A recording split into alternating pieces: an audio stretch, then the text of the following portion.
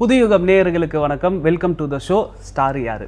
So இந்த வார star யாரு நிகழ்ச்சியில் யாரை வெல்கம் பண்ண இருக்கோம் அப்படின்னா, சினிமாவில் நானும் ஒரு பெரிய நடிகை ஆகணும்னு சொல்லிட்டு தன்னோட கனவோட உள்ளே ஒரு மேக்கப் ஆர்டிஸ்டாகவும் ஒரு அசிஸ்டன்ட் டைரக்டராகவும் ஒரு ஜூனியர் ஆர்டிஸ்டாகவும் தன்னோட வாழ்க்கையை தொடங்கி இன்னைக்கு ஒரு சக்ஸஸ்ஃபுல் ஆக்ட்ரஸாக நம்ம முன்னாடி உட்காந்துருக்காங்க. ஆக்ட்ரஸ் ஜீவா சுப்ரமணியம், எப்படி இருக்கீங்க?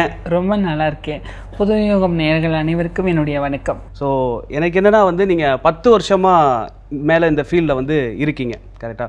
ஸோ ஃபஸ்ட்டு இந்த ஆரம்பிக்கும் போது ஒரு ஸ்ட்ரகிள் ஒன்று இருந்திருக்கும், அதுக்கப்புறமே ஒரு வெளிச்சம் உங்கள் மேலே ஒரு பட்டுருச்சு. பட் அந்த ஆரம்பத்தில் கற்றுக்கிட்ட ஒரு விஷயம்னா என்ன? நான் ஃபஸ்ட்டு எடுத்தோடனே நடிக்கணும்னு நடிக்க வரல. ஃபஸ்ட்டு நான் மேக்கப் அசிஸ்டண்ட், அதுக்கப்புறம் டான்ஸஸ்க்கெலாம் ஸ்பாட் பாயாக ஒர்க் பண்ணினேன், காஸ்டியூமர்ஸ்க்கெலாம் அசிஸ்டண்ட்டாக ஒர்க் பண்ணினேன், ப்ரொடக்ஷனில் ஒர்க் பண்ணியிருக்கேன், ஸ்டேஜ் டான்ஸராக இருந்திருக்கேன். அதுக்கப்புறம் நடிக்கணுன்ற ஆசை துளிர் விடும்போதெல்லாம் நான் போய் எல்லா இயக்குநர்கள்ட்ட கேட்கும்போது, நான் ஒரு ஆணாக இருந்தால் ஒரு வாய்ப்பு அண்ணன் தம்பி இப்படி கொடுத்துருவேன், ஒரு பெண்ணாக இருந்தால் அக்கா அம்மா ஃப்ரெண்ட்ஸு டாக்டர் அப்படி கொடுப்பேன், ஒன்றை நான் எப்படி ப்ரொஜெக்ட் பண்ணுறது அப்படின்னு கேட்டாங்க. இல்லை, சினிமாவில் என்ன வேணாலும் முடியும், பண்ணலாம். அதாவது திருநங்கைகளை பற்றி அவேர்னஸ் இல்லாத ஒரு காலத்தில் இப்படி தான் இருப்பாங்கன்னு உடல் மொழியோடு நமக்கு சினிமாவில் இருந்திருக்கு. பட் சினிமா ஒரு கற்பனை தான். ஸோ அதை மாற்றலாமே, நம்ம அப்படி பண்ணலாமே அப்படின்னு கேட்கும்போது, அப்படியெல்லாம் நம்மளால் ரிஸ்க் எடுக்க முடியாதுன்னு வேணான்ட்டாங்க நிறைய பேர் கேட்கும்போது. அப்புறம் அப்படின்னு வந்துகிட்டே இருந்தது. அப்புறம் மேக்கப் அசிஸ்டண்ட்டாக ஒர்க் பண்ணினேன். நான் முதல்ல மெட்டிவலி உமா அப்படின்ற அந்த அக்கா கிட்ட தான் நான் ஒர்க் பண்ணினேன். ஸ்ரீலேகா அம்மா தான் என்னை கூட்டிகிட்டு அங்கே ஜாயின் பண்ணி விட்டாங்க. அக்கா கிட்ட தான் ஒர்க் பண்ணினேன். ஒர்க் பண்ணி ஒரு சீரியல் ஒரு 10 நாள் தான் ஒர்க் பண்ணியிருப்பேன். சீரியல் முடிஞ்சிருச்சு. ஸோ அடுத்து என்ன பண்ணணுங்க, சுகுணான்னு ஒரு அக்கா, அவங்க விஜய் வந்தவங்க, அவங்கக்கிட்ட போய் ஒர்க் பண்ணேன். அவங்கக்கிட்ட ஒரு 1.5 இயர்ஸ் வரைக்கும் ஒர்க் பண்ணினேன். அப்போ தான் சிலம்பாட்டம் ஹீரோயின் கிட்ட ஒர்க் பண்ணுறதுக்கு எனக்கு ஒரு வாய்ப்பு வந்தது. அப்படி நான் சனஹான் கிட்ட போனேன். அப்படியே Shreya madam, Taapsee madam, Anushka ma'am, Osthi படத்தில் பண்ண ரிச்சா கங்கபாத்தியாயம் அவங்க, Mumaith Khan, Ragasiya ma'am, Vijayakumar sir, Shanthanu sir, Bhagyaraj sir, நிறைய ஆர்டிஸ்ட். கடைசியாக நான் பாலாசிங் அவர்களோட ஒர்க் பண்ணினேன். பாலாசிங் சார்கிட்ட நான் ஒரு திருநங்கைன்றது நான் முடியெல்லாம் வளர்க்க ஆரம்பிச்சிட்டேன். அந்த டைமில் எனக்கு ஆண் நடிகர்கள் எனக்கு வேலை கொடுக்கலன்னு சொல்கிறத விட, சமுதாயத்துக்கு பயந்து அவங்க எனக்கு வேலை தரல. திருநங்கைன்னு அப்படின்னு என்னை ஒதுக்கலை. அவங்க எல்லோரும் எனக்கு சப்போர்ட் பண்ணாங்க. நீ இப்படி வரணும் அப்படி வரணும்னு என் மேலே இருக்கிற அந்த அக்கறையில் நிறைய விஷயம் சொன்னாங்க. ஆனால் எல்லாரும் பாருடா இதெல்லாம் அசிஸ்டண்ட்டாக வச்சுருக்காரு என்ன அப்படியெல்லாம் சொல்லுவாங்க. ஸோ அப்போ அவங்களுக்கும் மனசு கஷ்டப்படும்ல. அப்போது சில விஷயங்கள் என்னது, ஆனால் பாலாசிங் அவர்கள் மட்டும் என்னைய நான் அப்பா நீ எங்களோட ஒர்க் பண்ணணுன்னா தாராளமாக ஒர்க் பண்ணலாம் அப்படின்னாரு. நான் அவர்களோட மட்டுமே கிட்டத்தட்ட ஒரு 6-7 வருஷம் ஒர்க் பண்ணியிருக்கேன். ஹீரோயின்ஸோட ஒர்க் பண்ணும்போது கொஞ்சம் எக்ஸ்ட்ரா கேஷ் கிடைக்கும். நான் அவர்கிட்ட சொல்லுவேன்னா, ஓடு முதல்ல காசு தான் முக்கியம் போ அப்படின்றவாரு. அப்போது அவர்களுடைய நண்பர்கள் வட்டாரத்தில் சொல்லிக்கிட்டே இருந்தார், ஜீவாவுக்கு ஒரு வாய்ப்பு கொடுங்கன்னு சார் கேட்பார். இன்னும் யாருமே எனக்கு கொடுக்கல. அப்போது எனக்கு பாலா சார் படத்தில் தாரத்தப்பட்டை, அதில் ஸ்ரேயா தான் ஃபஸ்ட்டு ஹீரோயினாக இருந்தாங்க. நான் அவங்களுக்கு தான் மேக்கப் போயிருந்தப்போ சங்கீதா மேடம் உள்ளே இருந்தாங்க. அப்போ எனக்கு இதில் ஒரு வாய்ப்பு வேணும் அப்படின்னு கேட்டேன்னா சொல்கிறேன் அப்படின்னாங்க. அப்புறம் அந்த ஃபோட்டோஷூட்லாம் முடிஞ்சிருச்சு. அப்புறம் மேம் தெலுங்குல மனம்னு ஒரு படம் நாங்கள் போயிட்டோம். அப்புறம் பண்ண முடியல. இங்கே திரும்ப ஒரு 1.5 இயர்ஸ்க்கு அப்புறம் மேம் எனக்கு பாலா சார் ஆஃபீஸ்லேருந்து பசங்க சிவகுமார் சார் கூப்பிட்டு, இந்த மாதிரி ஒரு ரோல் இருக்குது பண்ணுறியானாரு. இதுக்கு தானே இவ்வளோ நாளாக காத்துக்கிட்டு இருந்தேன் அப்படின்னு. உடனே போனேன். ஃபஸ்ட்டு கேமரா வெளிச்சம் பாலா சார் படத்தில் தாரத்தப்பட்டை தான். அதில் நான் பண்ணேன். அந்த சாங்கு படத்தில் வரல. சீன்ஸ் எல்லாம் அந்த 28 நாள் சாரோட ஒர்க் பண்ணினேன். பாலா சாரோட அந்த ஒரு ஆக்டிவிட்டீஸ் அவங்க கூட இருந்து பார்த்துக்கிட்ட எனக்கு ஒரு பெரிய ஒரு கொடுப்பினை. அது அவங்க ஒர்க் பண்ண ஒரு எக்ஸ்பீரியன்ஸ் எனக்கு ரொம்ப யூஸ்ஃபுல்லாக இருந்தது. அதுக்கப்புறம் என்னடா அவ்வளோதானா, மறுபடியும் மேக்கப் ஸ்டார்ட் பண்ணிட்டேன். அப்போ தான் சென்னையில் வந்தது பெரும் வெள்ளம். இப்போ வந்தது இல்லையா, இதே மாதிரி ஒரு வெள்ளம் வந்தது. அந்த வெள்ளத்தில் நான் தூங்கிட்டு இருக்கும்போது திடீர்னு தண்ணி வந்தது, வீடு நம்பிருச்சு. இவ்வளோதான் கேப் இருக்கும் வாசலில். ஹவுஸ் ஓனர் பசங்கள்லாம் இழுத்துட்டு வந்தாங்க. என்னுடைய மேக்கப் திங்ஸு இது எல்லாம் போயிடுச்சு. ஒரே ஒரு ஷர்ட்டு, ஒரு சைக்கிள், அதோட ஒரு 10 நாள் நான் சென்னையை சுற்றிக்கிட்டே இருந்தேன். அப்போது மொபைல் 0000 தான் வச்சுருப்பேன். எனக்கு என்ன பண்ணுறதுன்னு தெரியல. தர்மதுரையில் நடிக்க வாய்ப்பு வந்தது. போனேன். முதல்ல மேக்கப் தான் போனேன். போனோடனே சீனூர் ராமசாமி அண்ணா அண்ணா அவர் வந்து போன உடனே வா அப்படின்னு கூப்பிட்டாரு, பார்த்தாரு. அப்போ நான் முடி வந்து கொண்டு போட்டு கட்டி வச்சுருப்பேன். எடுத்துகிட்டு இதில் ஒரு ரோல் இருக்குது, நீ பண்ணுறியா அப்படின்னாரா. எல்லா இடத்துலையும் சொல்லுவாங்க, அப்படி தான் சொல்கிறாங்கன்னு நினச்சேன். ஆனால் இருக்குன்னாரு. அப்புறம் விஜய் சேதுபதி அண்ணா வந்தாங்க. நான் அவரோட சுந்தரபாண்டியன் ஒர்க் பண்ணியிருக்கேன். ஸோ அதை பார்த்துட்டு எப்படி இருக்க, நல்லா இருக்கியா அப்படின்னா, நல்லா இருக்கண்ணா அப்படின்னு. அப்புறம் சுகுமார் அண்ணா கேமராமேன் சார் அவங்களும் வந்து பேசினாங்க. அப்புறம் எல்லாருமே சொல்லிகிட்டே இருந்தாங்க, இது நல்ல ரோல் இருக்குது, நல்ல ரோல் இருக்குது அப்படின்னாங்க. இருக்கு போல் இருக்குது அப்படின்னு சொல்லிட்டு டெய்லி ரவி அண்ணா, வசந்த் உதவி இயக்குனர்கள் அவர்கள்கிட்ட போய் நான் பேசிகிட்டே இருப்பேன். டிசம்பர் 3ஆம் தேதி ஷூட்டிங் வந்து தேனியில் ஆரம்பிக்குது. டிசம்பர் 28 ஷூட் முடியுது தேனியில். அதாவது நான் மேக்கப் போன வேலைக்கு மேக்கப் முடிஞ்சிருச்சு. இப்போ டிசம்பர் 28 சென்னை வந்துட்டேன். வந்ததுக்கப்புறம் ஜனவரி 2ஆம் தேதி திரும்ப கால் வந்தது, இந்த மாதிரி தேனி முடிஞ்சிருச்சு, நீங்கள் தென்காசி வந்துடுங்க அப்படின்னாங்க. போனேன். 5 நாள் என்னையை வந்து வெயிலில் உட்கார வச்சிட்டாங்க. என்னடா இது ஷூட் வைக்கலன்ட்டு. ஏன்னா ஒரிஜினலாக சார் வந்து என்னம்மா எல்லாமே ஒரிஜினலாக எதிர்பார்ப்பாங்கன்னு நான் டேன் ஆகணும்னு சொல்லிட்டு. அப்புறம் 5ஆவது நாள் சார்கிட்ட போய் என்னென்னு கேட்கலான்னு போனேன். காலைல ஃபஸ்ட் ஷர்ட் தான் ரெடியாக ரெண்டு போயிட்டார். காலையில் 5 மணிக்கு ஃபஸ்ட் ஷர்ட்டு உட்காந்துருக்கேன். நான் முதல்ல புடவை கட்டுறேன். அங்கே தான் புடவை வந்து நான் திருநங்கைன்னு தான், ஆனால் எங்கள் அப்பா அம்மா என்னை ஏற்றுக்கிட்டா தான் கட்டணுன்ற ஒரு இதில் இருந்தேன். ஆனால் அது வரைக்கும் நான் ஃபேண்ட் ஷர்ட் தான் போடுவேன். அப்போது முதல்ல அந்த புடவை கட்டுற அந்த படத்துக்கு. அப்போ டூரிஸ்ட் பாஸ்ட்ன்றதுனால எல்லாருமே வந்து 9 பொட்டை அப்படின்னு கத்திக்கிட்டு இருந்தாங்க. அப்போ அவ்வளோ அவேர்னஸ் கிடையாதுல்ல. அப்போது சீன ராமசாமி அண்ணா வந்து என்னன்னு கேட்டால் அந்த மாதிரி இவங்கெல்லாம் வந்து பேசுகிறாங்க அப்படின்னோடனே, சரி ஓகே விடு அழாத அப்படின்னாரு. எனக்கு ரொம்ப அழுக வந்துருச்சு. அப்போ நான் அவ்வளோ மெச்சூர்டும் கிடையாது. அப்புறம் விஜய் சேதுபதி அண்ணா வந்தாங்க. என்னோடய பாயிண்ட் ஆஃப் வியூவில் கேமரா அவருக்கு க்ளோஸ்அப் போயிட்டுருக்கு. என் கண்ணில் கண்ணீர் தான் வந்துட்டுருக்கு. எனக்கு டைலாக் வரல. பப்ன்றேன். அண்ணா இப்படி இருக்காங்க, கேமரா இங்கே இருக்குது, நீ அப்படியே என்னோடய க்ளோஸ்அப் தான் நான் பார்த்துக்கிறேன் அப்படின்னு சொல்லிட்டு நான் ஏதோ பேசின மாதிரி அவரே ரியாக்ட் கொடுத்து நடித்து முடிச்சிட்டாரு. அப்புறம் இங்கே வா அப்படின்னாரு. என்ன நான் போகிறேன், என்னை விட்டுடுங்க, எனக்கு வேணான்ற மாதிரி ஆயிடுச்சு.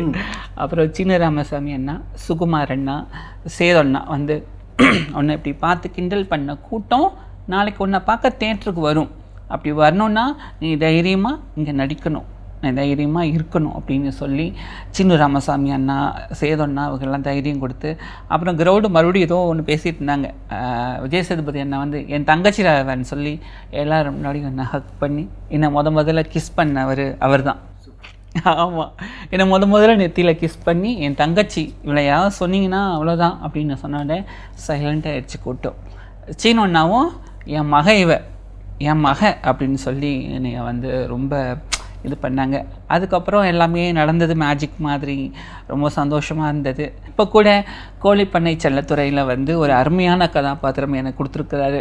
நான் இப்போது நடிக்க ஆரம்பிச்சதோ பண்ணிகிட்ருக்கேன். இது வந்து டோட்டலாக வந்து வேறு மாதிரியான ஒரு கதாபாத்திரம். படம் வந்ததுக்கப்புறம் உங்கள் எல்லாருக்குமே புரியும். ஸோ அப்படி ஒரு விஷயம் சந்தோஷமாக இருக்குது. அட்வான்ஸ் விசஸ் புதுயுகம் சார்பாக என்னோட சார்பாகவும் வாழ்த்துக்கள், நன்றி. இன்னும் முடியல, வெயிட் பண்ணுங்க, அதுக்குள்ள எங்க நன்றி சொல்றீங்க. ஓகே, இப்போ நீங்க மேஜிக்னு சொன்னீங்களே, உங்களுக்கு வந்து நான் ஒரு மேஜிக் பென்சில் ஒன்று கொடுக்குறேன், ஓகேவா? அதுல ஒரு 3 விஷயம் நீங்க எழுதுனா அந்த 3 விஷயம் நடக்கும், ஓகேவா? அப்படின்னா அது என்ன விஷயம் எழுதுவீங்க அதுல? இல்லை, எனக்கு எதுவுமே வேணாம். இப்போ நல்லா தான் போயிட்டுருக்கு, வேணாம். நல்லா இருக்கேன், சந்தோஷமாக இருக்கேன், நினச்ச ஃபுட்டு சாப்பிட்றேன், நினச்ச இடத்துக்கு போகிறேன், நினச்ச வேலை தான் செய்கிறேன். எனக்கு பிடிக்காத வேலை எதுவும் நான் செய்யலை. எங்கே எஸ் சொல்லணுமோ அங்கே நான் எஸ் சொல்கிறேன், எங்கே நோ சொல்லணுமோ அங்கே நோ சொல்கிறேன். என்னை யாரும் கட்டுப்படுத்தலை. அது ஹாப்பியாக இருக்கேன். வேணுங்கிறத நான் சம்பாரித்து நான் அடைஞ்சிட்டு போகிறேன். வேண்டாம். சூப்பர். ஏதாவது ஒரு விஷயத்த மாற்றணும்னு நினச்சேன்னா ஒரு விஷயத்த நான் மாற்றணும்னு நினைப்பேன். சைல்டு அப்யூஸ் நடக்குது இல்லையா, அதோட பெயின் எவ்வளோ இருக்குன்னு எனக்கு தெரியும். ஸோ அது நடக்கக்கூடாதுன்ற ஒரு விஷயத்துக்கு மட்டும் நான் அதை வந்து யூஸ் பண்ணணும்னு நினைப்பேன். என்ன சொல்கிறேன், எனக்கு எங்கேயுமே வந்து சோகமாக பேசுகிறதோ இந்த இதெல்லாம் பிடிக்காது. ஹாப்பியாக இருக்கணும், சந்தோஷமாக இருக்கணும், அவ்வளோதான். கடந்து வந்ததெல்லாம் வந்துட்டோம், இதுக்கப்புறம் கடக்க போகிறது சந்தோஷமாக இருக்கட்டும், அவ்வளோதான். அந்த ஒரு விஷயத்தை மட்டும் நான் மாற்றணும்னு நினைப்பேன். ஏன்னா அது ரொம்ப கொடுமையான விஷயம், அது யாருக்கும் நடக்கக்கூடாது. அதை மட்டும்தான். இப்போது 25 படங்களுக்கு மேலே நீங்கள் பண்ணிட்டீங்க, ஓகேவா? இப்போ பொதுவாக ஒரு சில பேர் பார்க்குறவங்க என்ன சொல்லுவாங்க அப்படின்னா, உனக்கு என்னப்பா 25 படத்துக்கு மேலே பண்ணிட்டீங்க, உங்களுக்கு என்ன பிரச்சனை இருக்க போகுது அப்படின்னு சொல்லுவாங்கள்ல, அதை எப்படி பார்க்குறீங்க? அவங்க சொல்கிறது நம்ம ஏன் காது கொடுத்து கேட்கணும்? அவங்க சாப்பாடுலாம் நம்ம சாப்பிடாம இருக்க போகிறோம், நம்ம சாப்பிட்டா நம்ம என்ஜாய் பண்ண வேண்டியதான். சொல்கிறது இந்த காதில் வாங்கி இந்த காதில் விட்டு போக வேண்டியதான். அதுக்கு ரியாக்ட் பார்த்தோன்னா நம்ம அன்றைக்கி ஃபுல்லாக உட்காந்து அதை யோசிச்சுட்டு இருக்கணும், சந்தோஷமாக இருக்கணும், ஒவ்வொரு நிமிஷமும் நமக்கானது, ஹாப்பியாக இருக்கணும், அவ்வளோதான். அடுத்த சின்ன ஒரு செக்மெண்ட் இருக்குது, ஜாலியாக அது விளாட்லாமா? அது என்ன செக்மெண்ட் அப்படின்னா வந்து நீங்கள் ஷூட்டிங் ஸ்பாட்லேயோ இல்லை வேறு யார் கூடயோ இருந்த ஃபோட்டோஸ், அதாவது டேரக்டர்ஸ், ஓகேவா? அது யாராக வேணா இருக்கலாம், ஆக்டராக இருக்கலாம், டேரக்டராக இருக்கலாம், அந்த ஷூட்டிங் ஸ்பாட்டில் எடுத்த மூமெண்ட்டாக இருக்கலாம். அந்த ஃபோட்டோஸ்லாம் இப்போ நாங்கள் வந்து காமிக்க போகிறோம், ஓகேவா? அதை பார்த்தோன்னையும் உங்களுக்கு என்ன தோணுதோ, அந்த மூமெண்ட்டில் நடந்த எந்த விஷயமா இருந்தாலும் நீங்கள் ஷேர் பண்ணலாம். போகலாமா? ஃபஸ்ட்டு ஃபோட்டோ என் வாழ்க்கையில் மறக்கவே முடியாத மூமெண்ட் இது. என்னென்னா, அது வந்து பார்த்தீங்கன்னா, நான் காலா படத்தில் மேக்கப் அசிஸ்டண்ட்டாக ஒர்க் பண்ணினேன். இது வந்து தர்பாரில் நடித்தப்ப எடுத்தது. என்னோடய வாழ்க்கையில் வந்து இப்போயே ரொம்ப கண்ணும் வலிக்குது சிரிச்சு. அவ்வளோ ஹாப்பியான ஒரு தருணம் அது. ரொம்ப இப்படி ஒரு வாய்ப்பு வந்து எனக்கு எப்போ மறுபடியும் கிடைக்கும்னு தெரில. இப்போ மறக்க முடியாத ஒரு மூமெண்ட்டு, இந்த வார்த்தையால் சொல்ல முடியாது, அவ்வளோ சந்தோஷம். நெக்ஸ்ட் விஜய் சேதுபதி அண்ணா, இது வந்து சூப்பர் டீலக்ஸ். அவர் நடிச்சிட்டு வந்தார். சின்ன ராமசாமி அண்ணாவோட சிஸ்டரோட வெட்டிங் அன்னைக்கு செம்ம க்ரௌடு அங்கே வெட்டிங்கில் வந்து. அப்போது நான் வந்தேன், பார்த்தோன்னே எல்லார்ட்டையும் ஏய் என் தங்கச்சி வராடா, எல்லோரும் வழிவிடுங்க, தம்பி வழிவிடு, என் தங்கச்சி வரான்னு சொல்லிட்டு வந்து என்னை கட்டி பிடிச்சி கிஸ் பண்ணிவிட்டு, அதுக்கப்புறம் அக்கா வந்திருந்தாங்க, அண்ணாவோட ஒய்ஃபு, அவங்களோட என்னை அனுப்பிச்சி ரூமில் போய் உட்காரு ஒன்றா சாப்பிட்லான்னு சொல்லிட்டு வந்தார். அன்றைக்கி எடுத்த ஃபோட்டோ. நெக்ஸ்ட் வெற்றிமாறன் சார், என்னால் மறக்கவே முடியாது இந்த பிக்சர். வந்து எப்படின்னா, நான் வந்து பொறியாளன்னு ஒரு படம், அந்த படத்தில் நான் மேக்கப் அசிஸ்டண்ட்டாக ஒர்க் பண்ணிகிட்டு இருந்தேன். அப்போது சாரோட அசிஸ்டண்ட் வந்து டைரக்ஷன் பண்ணிட்டு இருந்தாங்க அந்த படம். ஹரிஷ் கல்யாண் அவர்களும் கையல் ஆனந்தி அவர்களும் நடிச்சிட்டு இருந்தாங்க. நம்ம அண்ணா நகரில் ஒரு லொக்கேஷனில் ஷூட் போயிட்டு இருந்தேன். அதுக்கப்புறம் சாரோட உதவியாளர் வந்து ஏதோ ஹெல்த் இஷ்யூவோ ஏதோ வரல, சார் தான் டைரக்ஷன் பண்ணதுக்கப்புறம் அந்த படத்தை. ஆமாம், அப்போ நான் சாரோட பார்த்துட்டு பேசுவேன், சொல்கிறேன்னாரு. அதுக்கப்புறம் விட்டுட்டார். திரும்ப நான் ஒரு ஷார்ட் ஃபிலிம் பண்ணேன். அந்த ஷார்ட் ஃபிலிம் வந்து ஷார்ட்டை காமிக்கணுன்றதுக்காக போனப்போ சார் வந்து பார்த்துட்டு ஒர்க் பண்ணுவோம், நல்ல கதையும் நல்ல களமும் அமையட்டும் அப்படின்னாங்க. நான் வடசென்னை போயிருந்தேன். ஒன்று கொடுத்தா நல்லா கொடுக்கணும், அதுக்கான ஸ்பேஸ் இங்கே இல்லை, வரும்போது சொல்கிறேன்னு சொல்லி பேசினார். எங்கே பார்த்தாலுமே வந்து எப்படிமா இருக்க, நல்லா இருக்கீங்களா, நான் உங்களோட வீடியோஸ் எல்லாம் பார்க்குறேன்னு சொல்லுவாங்க. ரொம்ப நல்ல. நெக்ஸ்ட் பிக்சர்ஸ் சேரன் சார், வாழ்க்கையில் மறக்கவே முடியாது இவரை. வந்து எப்படின்னா, நான் முதல்ல நடிக்க வாய்ப்பு கேட்டு போன இயக்குனர் அவர் தான். ஆமாம், அப்போ நான் கோயம்பேடு பஸ் ஸ்டாண்டில் வேலை செஞ்சிட்டு இருந்தேன்.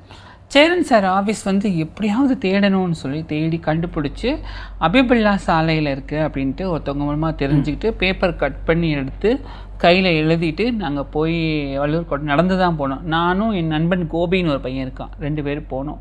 அப்போ சாரோட ஆஃபீஸில் ஒரு கேமரா, பழைய கேமரா ஒன்று இருக்கும். உள்ளே போனோன்னா வரவேற்பறையில் பார்த்துட்டு, இதான் கேமரா வாடா, இதில் தாண்டா படம் எடுப்பாங்களா, டேய் அப்போ நம்ம நடிச்சோம்னா இதில் தாண்டா எடுப்பாங்க அப்படிலாம் பேசி. அப்போ குழந்தை நான் உடனே 2 நாளாக போய் நிற்கிறேன். சார் உள்ளே வந்து போயிட்டு இருந்தார். பார்த்தேன்னா பயம் வந்துருச்சு. உடனே ஒரு நாள் கூப்பிட்டாரு, வாங்க என்ன வேணும்னா, நடிக்க வாய்ப்பு கேட்டு வந்தேன்னு. சரி உனக்கு என்ன தெரியும் உணரா, நீங்கள் தானே டைரக்டர், நீங்கள் தானே நடிக்க வைக்கணும் அப்படின்னு அவர்கிட்டயே.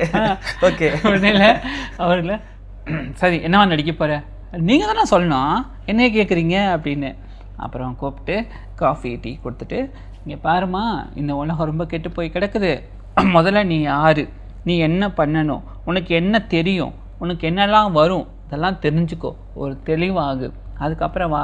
அதுக்கப்புறம் நான் சாரை வந்து ஒரு படத்தில் மீட் பண்ணேன், ஆனால் நான் பேசலை. அப்புறம் எனக்கு ஒரு அவார்ட் ஃபங்க்ஷனில் எனக்கு ஒரு அவார்டு கொடுத்தாரு சார். அதுக்கப்புறமா சார் இப்போ ஒரு வெப் சீரிஸ் பண்ணியிருக்காரு. அப்போது எனக்கு கூப்பிட்டு சொன்னார், இந்த மாதிரி ஒரு இது வச்சுருக்கேன் பண்ணலாமா அப்படின்னு.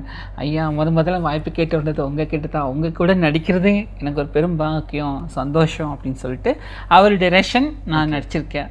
சோனி லைவ்ல சீக்கிரம் வர இருக்கு வெப் சீரிஸ், எல்லாரும் பாருங்கள். இந்த பிக் வாதிராஜா சார் எனக்கு ரொம்ப நெருக்கமாக, எல்லாருமே நெருக்கமானவங்க தான், யார் தான் இல்லை. இவர் வந்து எப்படின்னா, தெக்கத்தி பொண்ணு அப்படின்ற ஒரு சீரியல் ஒன்று போயிட்டு இருந்தது. அதில் நான் மேக்கப் அசிஸ்டண்ட்டாக ஒர்க் பண்ணியிருக்கேன்.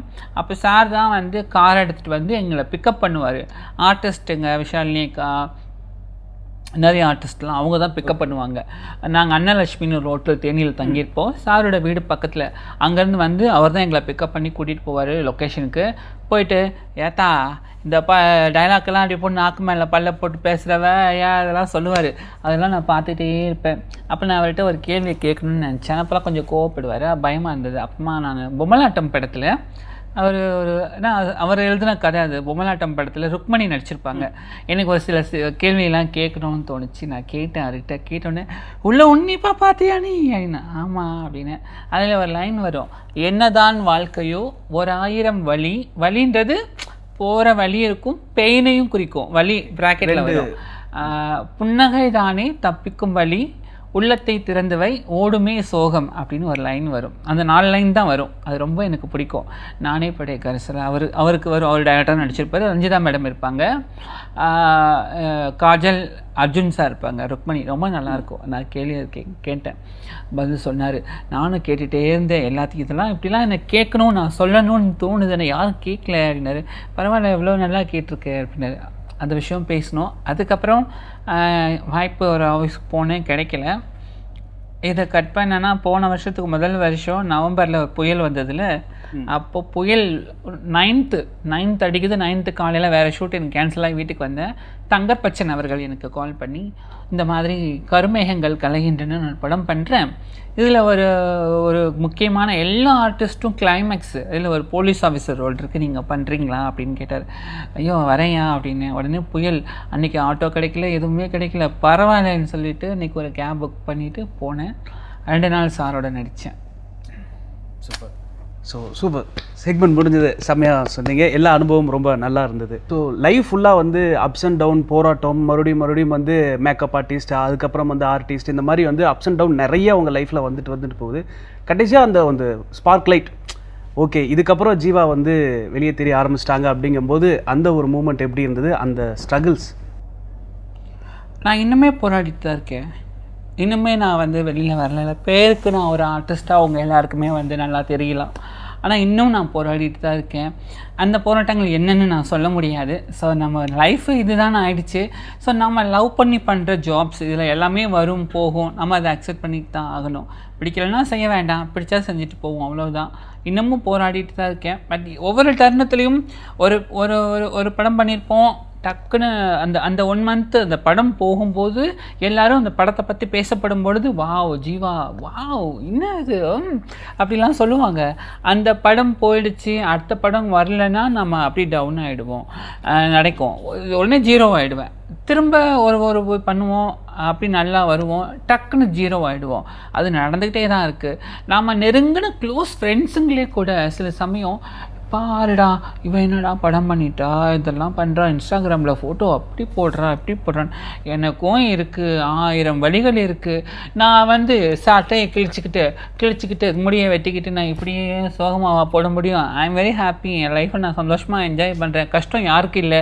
உங்களுக்கு இல்லையா? இல்லை அந்த அண்ணாக்கு இல்லையா? இல்லை ஷோ பண்ணுறவங்களுக்கு இல்லையா? எவ்வளோ 1000 கோடி 10,000 கோடி வச்சுருக்கிறவங்களுக்கே இருக்கும் கஷ்டம். ஸோ அது நமக்கு ஒன்றும் சொல்ல முடியாது. என்ன சொல்கிறது, போயிட்டே இருப்போம், சந்தோஷமாக இருப்போம், அவ்வளவுதான். ஒன்று மட்டும், நம்பிக்கையை கைவிட்டுறாதீங்க. நீங்கள் என்ன தொழில் தேர்ந்தெடுக்கிறீங்களோ அந்த தொழிலில் என்னென்ன கற்றுக்கணுன்றதை கற்றுக்கோங்க. நாங்கள் இருக்கும்போது எங்களுக்கு கற்றுக்கிறதுக்கான வாய்ப்புகள் கிடையாது. ஆனால் இப்போது ரொம்ப இருக்குது. எல்லாருமே ஹெல்ப்ஃபுல்லாக இருக்காங்க, ஃப்ரெண்ட்ஸ் எல்லாம் சப்போர்ட்டாக இருக்காங்க, அம்மா அப்பாவே ஃப்ரெண்ட்ஸ் மாதிரி ஆகிட்டாங்க. நீங்கள் வந்து அன்பை வந்து வீட்டுக்குள்ளே தேடுங்க, சுற்றி தேடுங்க. முகம் தெரியாத நண்பர்கள்கிட்ட அன்பை தேடாதீங்க. மனசு விட்டு பேசுங்க. அவங்க சொன்னால் கோச்சுப்பாங்களோன்னு நினைக்காதீங்க. தைரியமாக அவங்கக்கிட்ட போய் அப்ரோச் பண்ணுங்கள். கிடைக்கலன்னா 2வது தேடலாம். ஒருவேளை நீங்கள் கேட்டு கிடச்சிருச்சுன்னா அது லக்கு தானே. கேளுங்க, எதுவுமே பேசுங்க, யூகோ பார்க்காதீங்க, சண்டை போடாதீங்க, சந்தோஷமாக இருங்க. ஜீவா அவர்களுக்கு வந்து 2 வே இருக்குது. ஒன்று மேக்கப் ஆர்டிஸ்ட், இன்னொன்று வந்து ஆர்டிஸ்ட். ஸோ இந்த 2 வேல எதை சூஸ் பண்ணுவாங்க இம்பார்ட்டண்டான ஒரு நேரத்தில்? நான் நடிக்கணும்னு தான் ஆசைப்பட்டேன். அதுக்கு ஒரு திறவுகோலாக மேக்கப் தொழிலை கையில் எடுத்தேன். இப்போ நான் நடிச்சிட்ருக்கேன்.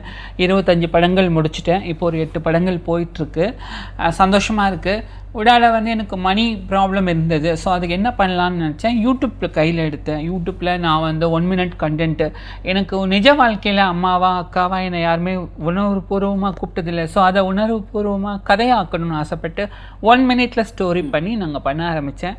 நான் வெளியில் ஒர்க் பண்ணிகிட்டு இருந்தேன். இப்போ நான் சொந்தமாக ஸ்டார்ட் பண்ணி என் கூட தம்பி 2 பேர், நந்தா, தங்கம், எங்கள் அண்ணா ஜீவா, அவங்களாம் வந்திருக்காங்க. ஸோ நான் பண்ணிகிட்ருக்கோம். அதெல்லாம் கதைகளாக பண்ணிகிட்ருக்கேன். என் லைஃப்பில் நான் ஒரு நடிகை ஆகணும், ஒரு நேஷ்னல் அவார்டு கையில் வாங்கணும். நடிகராக வர்றவங்க எல்லாரோட பெரும் கனவு நேஷ்னல் அவார்டு வாங்குறது தான். நான் அதை வாங்கணும்னு ஆசைப்படுறேன். இப்போது ஹீரோயின்ஸ் இம்பார்ட்டன்ட் கொடுக்குற ரோல்ஸ்லாம் வந்து நிறைய படங்கள் இப்போ வர ஆரம்பிச்சிருச்சு. அந்த மாதிரி ஹீரோயின்ஸ் இம்பார்ட்டன்ட் கொடுக்குற ரோல் ஒன்று வருது உங்களுக்கு, இல்லை பெரிய ஸ்டார்ஸோட நடிக்கக்கூடிய ஒரு வாய்ப்பு வருது, ரெண்டில் எதை சூஸ் பண்ணுவீங்க? எனக்கு எந்த படத்தில் இம்பார்ட்டன்ட் இருக்கோ அந்த கதாபாத்திரம் தான் நான் போவேன். ஏன்னா அதுக்காக தானே சினிமாக்குள்ளே வந்தோம். நமக்கு என்ன இம்பார்ட்டண்ட்டோ அதுக்கு தான் நான் வரணும். ஸோ அவ்வளோதான். சேனலில் நம்மளோட முடிவுக்கு வந்துட்டோம். அந்த முடிவை நான் சொல்கிறேனே, இப்போ நான் சொல்கிறேன், நான் அடுத்த ஜென்மன்னு வந்தால் மறுபடியும் இதே திருநங்கையாக பிறக்கணும், இதே சமுதாயத்தில் ஹாப்பியாக இருக்கணும். ஏன்னா ரொம்ப சந்தோஷமாக இருக்கேன். என்னை சுற்றி இருக்கிற அக்கா, தம்பிங்க, சகோதரர்கள், நண்பர்கள் எல்லாமே வா மச்சான் வா, உன்னால் முடியும் அப்படின்னு சொல்லி என்னை வந்து ஒரு பூஸ்ட் கொடுத்து கூட்டிகிட்டு வராங்க. நான் சந்தித்த ஒவ்வொரு ஆண் நண்பர்களும் எனக்கு படிக்கட்டாக இருந்து குனிஞ்சு என்னை ஏறி மிதித்து போ மச்சான் அப்படின்னு சொல்லிட்டு எனக்கு வந்து சப்போர்ட் பண்ணியிருக்கீங்க. உங்கள் எல்லாருக்கும் இந்த தருணத்தில் நன்றி சொல்லிக்கிறேன். அவங்கன்னு பிரித்து சொல்லலை, அத்தனை ஆண்களுக்கும் நன்றியை சொல்லிக்கிறேன். அதே மாதிரி நாங்களும் வந்து உங்களுக்கு ஒரு விஷ் பண்ணிக்கிறோம். ஏன்னா வந்து இந்த இடம் மட்டும் இல்லை, இன்னும் வந்து நீங்கள் மென்மேலும் பெரிய ஒரு உயரம் அடைய வந்து எங்களோட சார்பாகவும் புதுயுகம் சார்பாகவும் பெரிய வாழ்த்துக்கள் சொல்கிறேன். நன்றிங்க. தொடர்ந்து புதுயுகம் பாருங்கள். இந்த வார ஸ்டார் யார் நிகழ்ச்சியில் நம்மளோட ஜீவா சுப்பிரமணியம் வந்து அழகாக அவங்களோட எக்ஸ்பீரியன்ஸை வந்து நம்மளோட ஷேர் பண்ணிக்கிட்டாங்க. நெக்ஸ்ட் வர ஸ்டார் யாரில் உங்களை வந்து மீட் பண்ணுறேன். Until bye from signing off VJ Arjun Manikandan.